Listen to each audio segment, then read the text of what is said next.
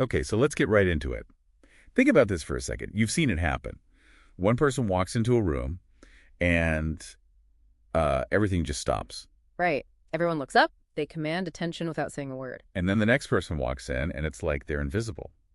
And you think it's about money or looks or status. But it's usually not. The sources we looked at are really clear on this. The difference comes down to some very specific, very subtle behaviors. So that's the mission for this deep dive. We're pulling out 5 psychological keys that our sources say actually help you earn that respect. Exactly. Earn it, not demand it. Right. And for you listening, these are things you can start applying pretty much immediately to change how you're perceived. Okay, so let's start with the first thing people see. The sources call this a foundational signal. It's about controlling your body language. Oh, this one is huge because your posture is broadcasting your internal state. If you're slouching, if your shoulders are dropped, you are basically screaming a lack of confidence. It's a nonverbal cue that says, don't mind me. Precisely.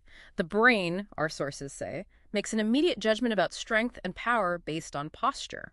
So what's the action here? Just stand up straight. Well, yeah, but it's more than that. Stand straight, keep your hands out of your pockets, don't cross your arms. It signals openness and control, a leader's feeling. Okay, so that's the physical. Let's pivot to the verbal, because the second key is, I think, something a lot of people get wrong.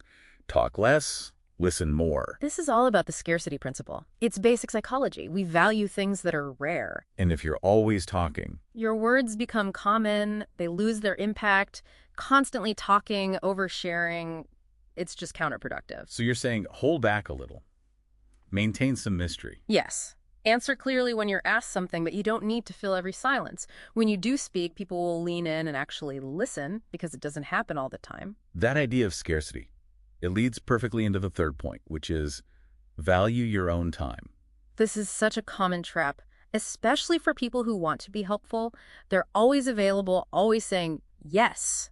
And people just stop valuing them. Because humans don't value things that are always accessible. If you're instantly available, it sends a signal that your time doesn't have a cost. You have to respect your own time first. What's the core message? You have to be willing to say, I'm busy right now, or even just no to things that aren't a priority. That's how you teach others to respect your time. All right, number 4. This one is about the delivery. Speak slowly. Yeah, this is about projecting calm and control. When you speak really quickly, it sounds. Anxious, like you're rushing to get your words out before someone cuts you off. Exactly. It signals anxiety.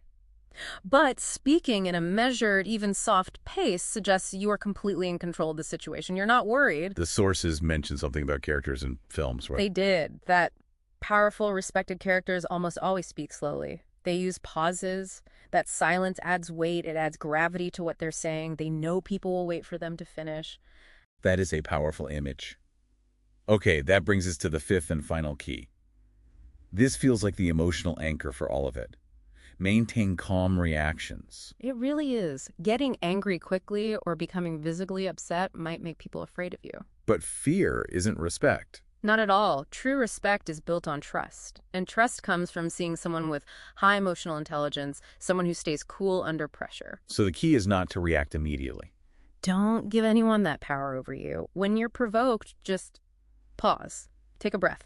Think before you respond. When you refuse to let others control your emotions, you show that your center of control is internal. That is deeply respectable. Okay, so let's just quickly recap the 5. We have control your body language, Talk less. Listen more. value your own time, Be slowly. and maintain calm reactions. And you know, the thread connecting all of these in the sources was self-belief. The world will only believe you have value when you start acting like you believe it yourself. And that's the final thought to leave you with. Think about it. Almost every single one of these, how you stand, what you say no to, how you react, it's not an outward display. It's an internal discipline. It starts with self-respect. So which of these 5 areas requires the most immediate practice in self-respect from you?